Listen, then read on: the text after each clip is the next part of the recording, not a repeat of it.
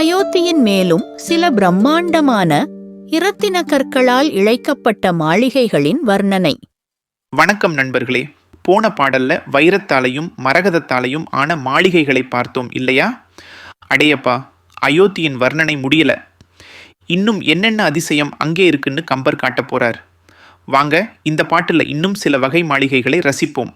சந்திரகாந்தத்தின் தலத்த சந்தனப் பந்திசை தூணின் மேல் பவள போதிகை, செந்தனிமணி துலாம் செறிந்த தின்சுவர், இந்திர நீலத்த எண்ணில் கோடியே.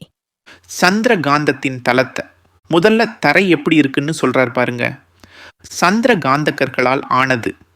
இந்த சந்திரகாந்த கல்லுக்கு ஒரு குணம் உண்டு. நிலா ஒளி பட்டா அதுல இருந்து மெதுவா தண்ணீர் கசியும். அப்போ அந்த மாளிகையோட தரை எப்படி இருக்கும்? நிலா வெளிச்சத்துல சில்லுன்னு லேசா ஈரமா பளபளன்னு மின்னிக்கிட்டு இருக்கும். நினைச்சு பாருங்க அந்த குளுமையை, அந்த அழகை. தரைக்கே இவ்வளவு சிறப்புன்னா மற்றதெல்லாம் சந்தன பந்திசை தூணின் மேல். அடுத்து தூண்கள். வெறும் கல் தூண் இல்லை, மரம் இல்லை, வாசனை வீசும் சந்தன மரங்களால் ஆன தூண்கள். அதுவும் பந்திசை வரிசை வரிசையா நிக்குது. அந்த மாளிகை முழுக்க சந்தன வாசனை கமழ்ந்துகிட்டே இருக்கும். கண்ணுக்கும் அழகு, மனசுக்கும் இதம், மூக்குக்கும் நறுமணம். பவள போதிகை. அந்த சந்தன தூண்களுக்கு மேலே பாரத்தை தாங்குற போதிகை இருக்கே, அது எதனால் ஆனது? அடடே, செக்கச்சி வந்த பவளத்தால் ஆனது. மென்மையான சந்தன நிற தூணுக்கு மேலே பளிச்சுன்னு இருக்கிற அந்த சிவப்பு நிறப்பவள போதிகை. என்ன ஒரு கற்பனை, என்ன ஒரு வண்ணக்கலவை! செந்தனிமணி துலாம் செறிந்த போதிகைக்கு மேலே உத்திரம் இருக்குமே, அது செந்தனி மணித்துலாம். சிவந்த தனிச்சிறப்பு வாய்ந்த மாணிக்க கற்களால் செறிவாக நெருக்கமாக இழைக்கப்பட்ட உத்திரம். சந்தனத்தூண் பவள போதிகை, அதுக்கு மேலே மாணிக்க உத்திரம். அடேங்கப்பா, இது மாளிகையா இல்லை நகைப்பெட்டியா? தின் சுவர் இந்திர நீலத்தை. சரி, சுவர்கள் எப்படி இருக்கு?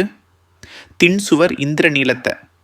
வலிமையான சுவர்கள் இந்திர நீலக்கற்களால் கட்டப்பட்டிருக்கு. அடர்ந்த நீல நிறத்தில் ஜொலிக்கிற சுவர்கள். யோசிச்சு பாருங்க அந்த காட்சியை. சந்திரகாந்த தரை, சந்தன தூண், பவளப்போதிகை, மாணிக்க உத்திரம், நீலக்கல் சுவர். இது ஒரு வண்ணக்கனவு இல்லையா? கம்பர் வார்த்தைகளால் ஒரு ஓவியத்தையே தீட்டிட்டார். எண்ணில் கோடியே. இப்படிப்பட்ட கற்பனைக்கு எட்டாத அழகு கொண்ட விலை மதிக்க முடியாத இரத்தினங்களால் ஆன மாளிகைகள் ஒன்னா ரெண்டா? இல்லவே இல்லை.